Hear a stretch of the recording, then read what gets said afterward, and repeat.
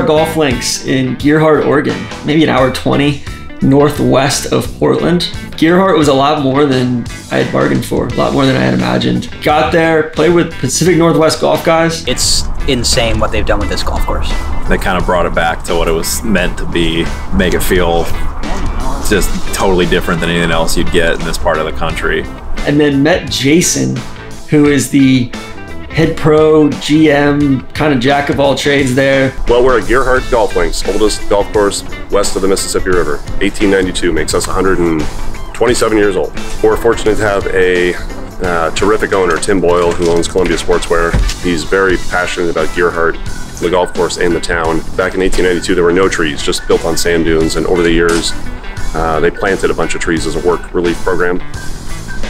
So it turned into a parkland course, which was nice for a long time, but the trees were starting to die, and we wanted to get the course back to its original links identity. So several years ago, we pulled out 400 plus trees and reshaped all the fairways and added a bunch of tees and got it back to its original links design. So yeah, I definitely just played to the wrong green on my second shot, but we're gonna try to save par here. Our greens are probably the defense of the golf course. The greens are all really, really small, 3,000 square feet of them on average, and they're fast. You know, 11.5 to 12 on the stem, and no tricks. There's no grain. There's no ocean effect. What you see is what you get uphill, downhill. And Forrest Goodling is our superintendent. He does a terrific job, and it's a lot of fun. The greens were absolutely pure, spotless, and that's in spite of the elk. I've been here 8 years. When we first got here, we had 20 to 30 of them, and now there's close to 130. Their golf etiquette sucks. They don't replace their divots. First real standout hole for me was number 5. Dogleg left with this really small green, lake in front. 11's a 260-yard par 3. There's only one par 3 on the front, and I would probably say there's only one par 3 on the back, because 11's certainly not a par 3. I think I hit either a nuke 3-wood or a driver. 13 was a brilliant par 5.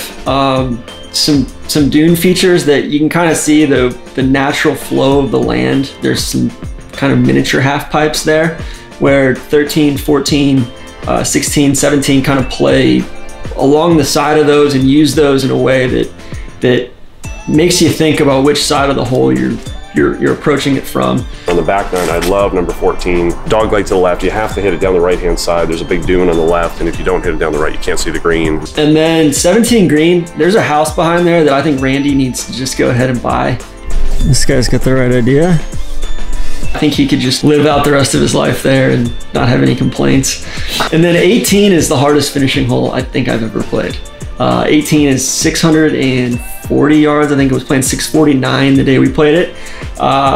Just narrow, long par 5, OB all up the left, crappy mounds all up the right. So you gotta hit a good drive to an elevated green that bends to the left up the hill. Small green, you can't miss long, you can't miss left, you can't miss short. Like, it's just a ball buster of a finishing hole. I immediately wanted to go back out and play it again.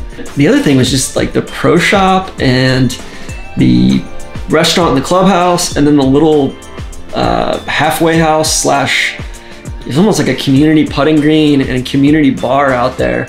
You can sit out there all day long and not even play the golf course, just go out and putt and chip. I actually shot 77, shockingly enough. You can make a lot of birdies out there. Again, the greens are so pure that it's just like you can make putts. Like, you can tell there's a vision behind Gearhart. There's been a transformation that's occurred, and I'm excited to go back in another couple of years and see, check back in to see what else that they've improved or what else they've done. I was completely floored by the place. Ended up running into Matty, the mayor of Gearhart, who manages this other course, Highlands. He was like, hey, come on up to Highlands. It's a little 9-hole. I hesitate to call it a par 3 course. I mean, I guess it is a par 3 course, but there's like some really good shots in there. The kind of course that, like, if you had that in your backyard, like, I think you'd rather go play that than any 18-hole course. And then Matty was like, yo, you want to go up to Astoria? I was like, sure, I don't even know what that is. Needless to say, it was like going to the Winter X Games. It was the half pipe. It was, I guess, a pretty private club. Like, everybody in Portland was like, oh, you play Astoria? Like, that place is kind of hard to get onto. Gearhart's probably 10 miles down the coast, and so you get a little bit of those little half pipe dunes, and at Astoria they're turned up to about 1 million. I don't know, just like look at the drone footage.